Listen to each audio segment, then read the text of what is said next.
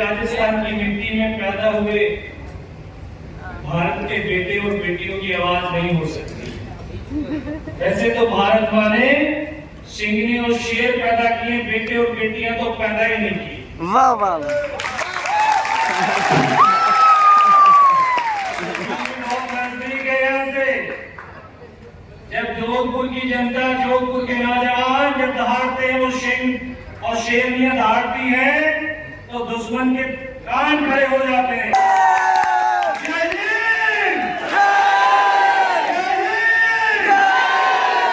Thank you so much.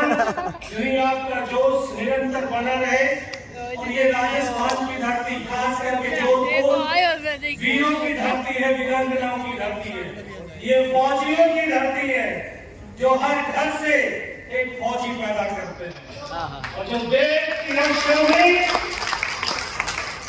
की रक्षा में हर घर से कुर्बान करने के लिए तत्पर होती है। ये ऐसी धरती है, ऐसी राजस्थान की ये माटी है कि जिसमें सोना राणा जैसा वीर सपूत पैदा होता है और जो जब उसका मुकुट चमकता है तो सूरज का तेज भी फीका पड़ जाता है।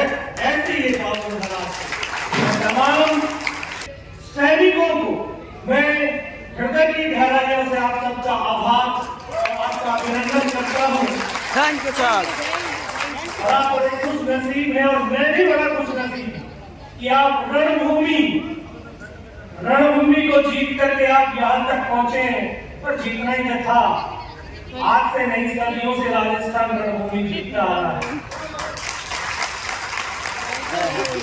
और ये राजस्थान की 3 आर्चरी टीम, ये ऐसी टीम है, ऐसी जगह की टीम है जो अभी सर बता रहे थे, उसमें इंडिया में सेकंड नंबर, सेकंड नहीं फर्स्ट होना चाहिए, फर्स्ट होना चाहिए कि नहीं?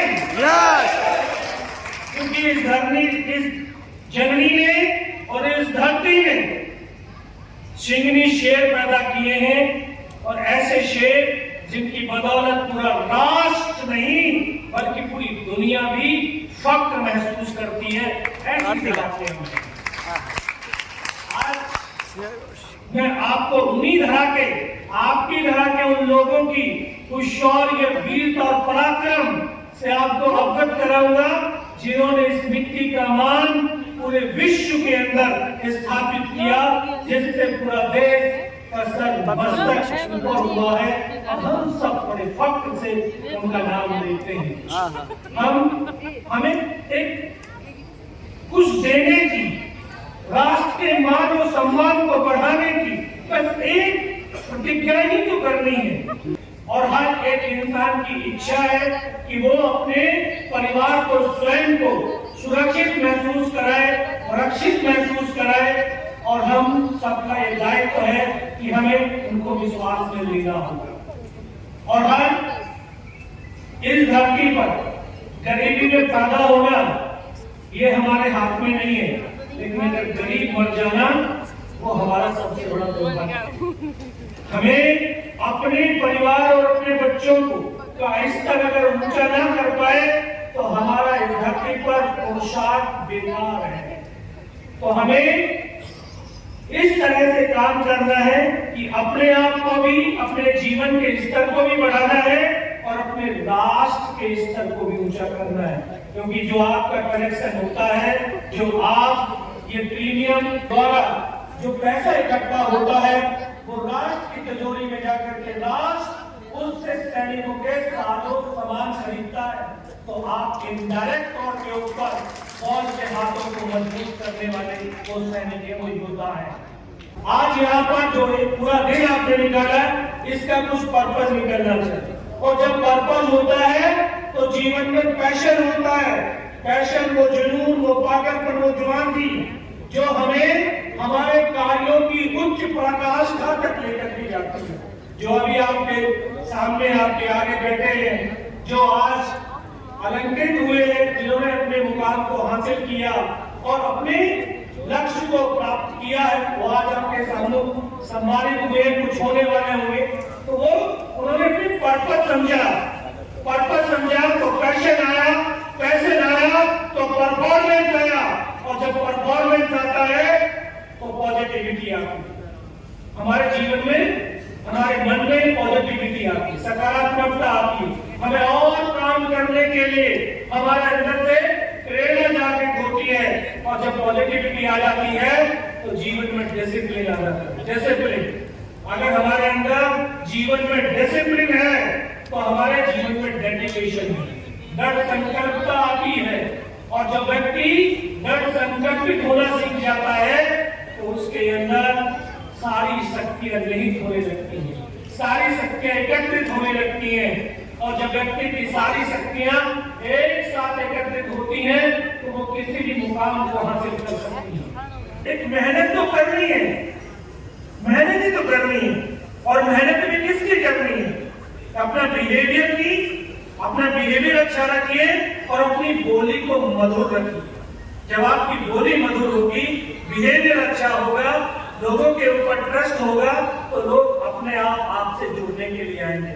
भाई खैरात में कुछ नहीं मिलता सर, यहाँ इस धरती पर खैरात में कुछ नहीं मिलता।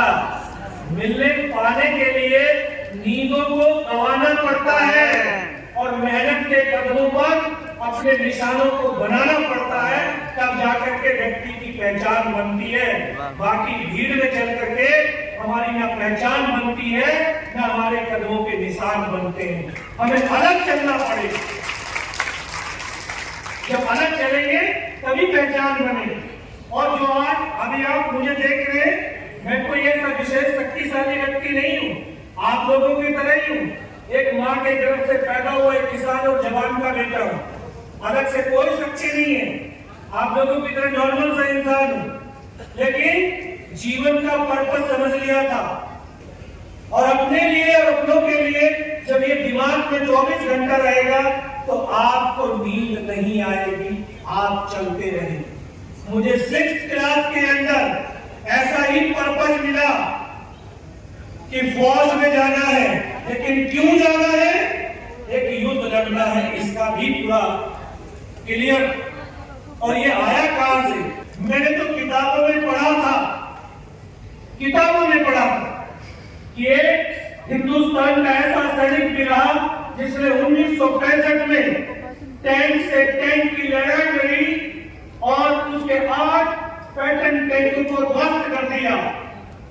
8 पैटर्न टैंक जिसका पाकिस्तान की फौज एक गुमान करती थी, फख्र करती थी, इन्हीं पैटर्न टैंकों से हिंदुस्तान की सेना का हम नष्ट नाबूद कर देंगे।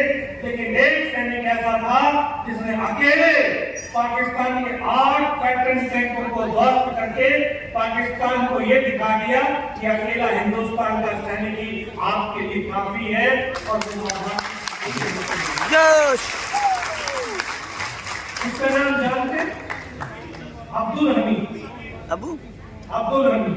फिर ऐसी योद्धा की एक और कहानी पड़ी। अब्दुल हमीद माँ के लिए सिमट लेके इसी राजस्थान की धरती से जन्म लेकर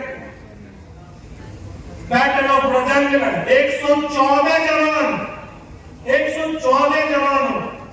वहां पर शहीद हुए। लेकिन उससे पहले चाइना के 2000 सैनिकों को मौत के घाट उतारा था। ऐसे उस योद्धा की धरती से आप उसी कहानी को पढ़ा।